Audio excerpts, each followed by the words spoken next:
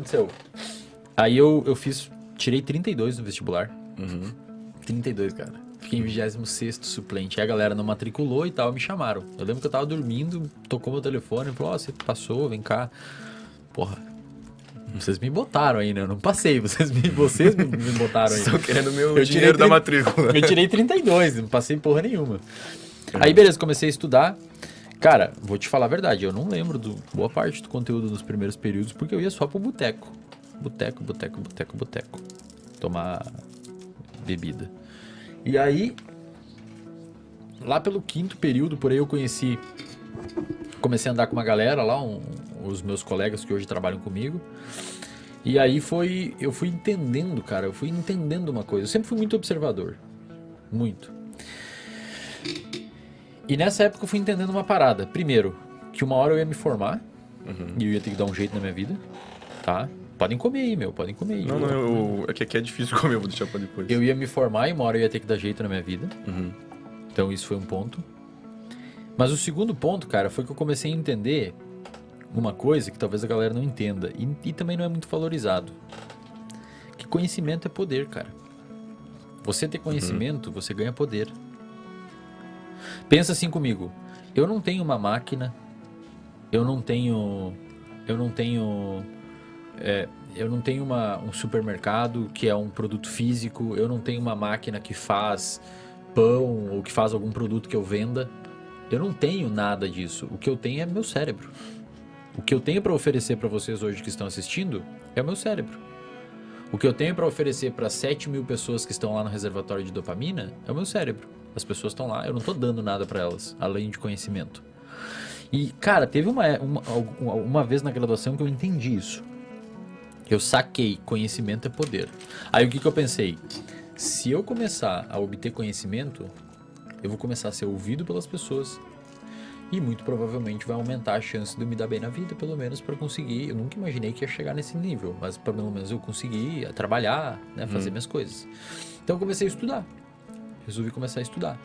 E aí eu comecei a estudar e comecei a apresentar. Eu lembro que eu apresentei um trabalho para um professor que, cara, foi...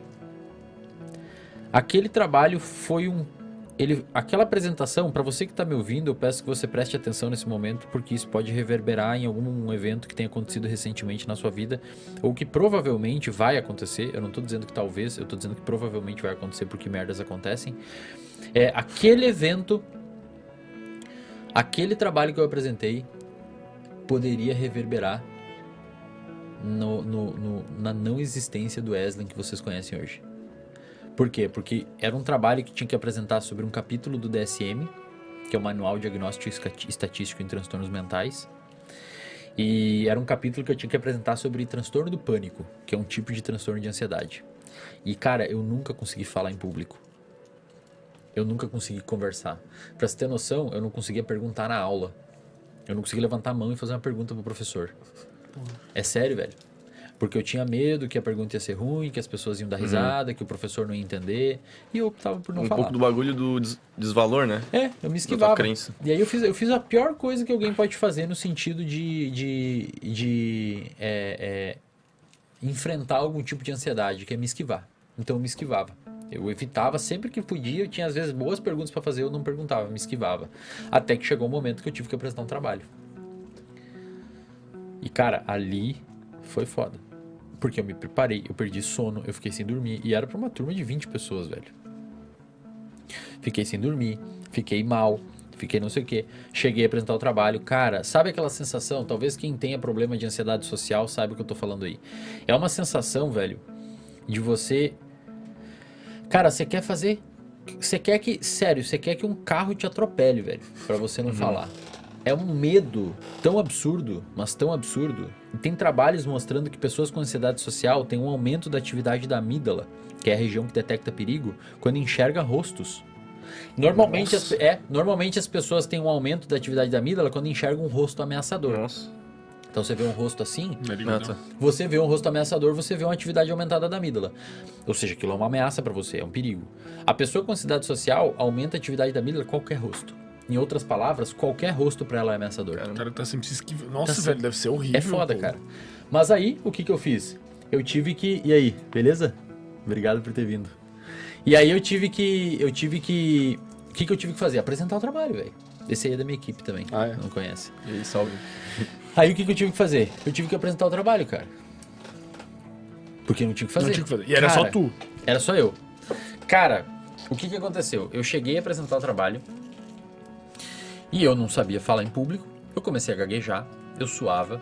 Eu tava lendo os critérios diagnósticos para transtorno do pânico, sudorese, taquicardia, nó na garganta, tudo eu tendo. Tava Sério? tendo no mesmo momento. Sério, velho. Os caras se até achavam que tu tava interpretando, tá e sabe ligado? o que eu tava fazendo?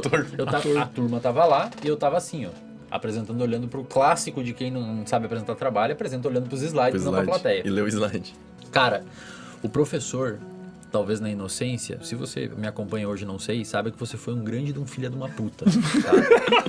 Mas beleza, tá tudo certo. Foi o que Opa, deu uma rebaixada na foi cara. o que você poderia ter feito naquele momento, então eu não vou ficar bravo.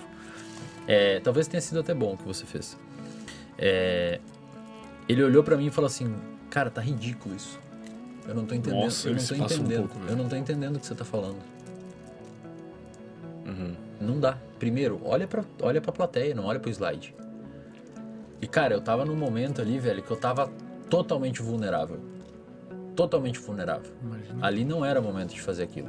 Ele podia pegar depois, tipo, ele podia ter tido a sensibilidade Ter de dado perceber feedback que... e tal, cara, não é assim, faz assim. Pô, é graduação, né, velho? Se é no mestrado ou doutorado, beleza, dá uma puxada, mas, pô, na graduação. Aí, enfim, aí eu saí da apresentação e o João, que é um amigo que trabalha comigo hoje, a galera conhece, que sempre foi um bom comunicador, ele falou assim, meu, tem que melhorar isso aí, cara. A gente dividia apartamento na época. Hoje ele trabalha comigo na clínica e é meu sócio num outro projeto que a gente tá fazendo de uma clínica paralela. Então, olha, eu sempre trago as pessoas pra próxima a mim, que me ajudaram pra caralho. Isso é uma coisa que eu valorizo pra caralho, cara. Então o João me falou assim, cara, você tem que melhorar isso aí, velho. Você não vai conseguir as coisas na vida se você não melhorar essa parte comunicativa. E ele me falou uma coisa, talvez ele não lembre, mas ele me falou uma coisa Eu até me emociono.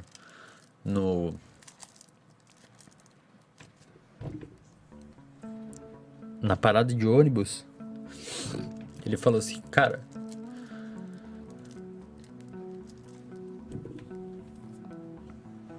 Ele falou assim, cara, nunca perca a chance de falar em público.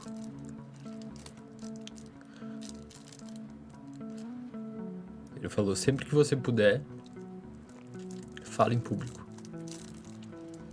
Porque isso vai ser a melhor coisa que você pode fazer na sua vida. E, meu, aquilo ali entrou tanto na minha cabeça, mas tanto assim, velho, que eu falei, a partir de agora, sempre que eu tiver a oportunidade, eu vou falar. Não interessa. Não interessa se eu tiver medo. Pô, veio no momento certo, Não né? tô nem aí, cara.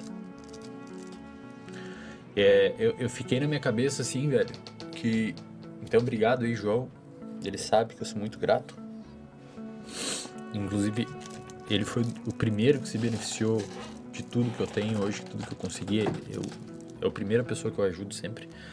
Do ponto de vista de trabalhar comigo. Até antes de eu ter clínica formalizada, eu direcionava paciente para ele.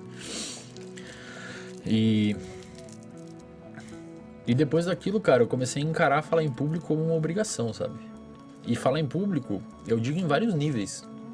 Lá dentro do reservatório de dopamina, tem um vídeo que eu coloquei lá de como falar em público e a importância disso, que eu conto essa história e explico como as pessoas começaram a falar em público.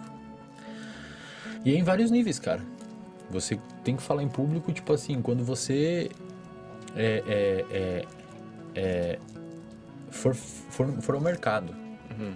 E se você tem um pouco de ansiedade social, meu, se você for ao mercado, Já é fala difícil, com o atendente, cara. Dá um bom dia. Dá um bom dia pro porteiro.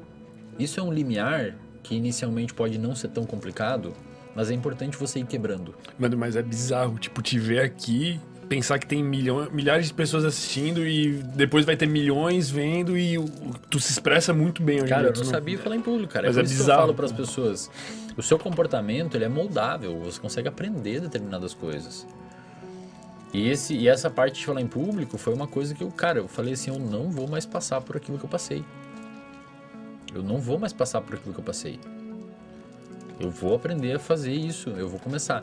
Aí sempre que surgia, eu fui no DCE da universidade, que o pessoal não gostava muito de mim, mas tá bom. Não tinha uma fama muito boa no DCE. Aí o pessoal, eu falei assim, por favor, quando vir alguma empresa aqui chamar aluno de psicologia para fazer palestra voluntária, pode dar meu nome.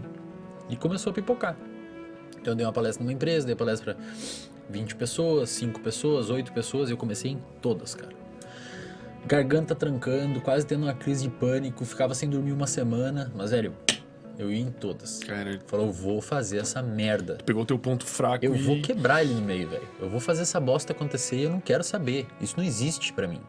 Eu não vou ficar nessa merda aqui de não conseguir conversar com a pessoa porque eu tenho medo de falar. E aí eu comecei. Eu lembro que eu fui dar uma palestra num lugar lá que tinha uma Coca-Cola lá, não sei se tem ainda. Que era uma fábrica lá que girava lá da Coca-Cola. E eles me chamaram pra dar palestra. E era pra galera chão de fábrica, sabe?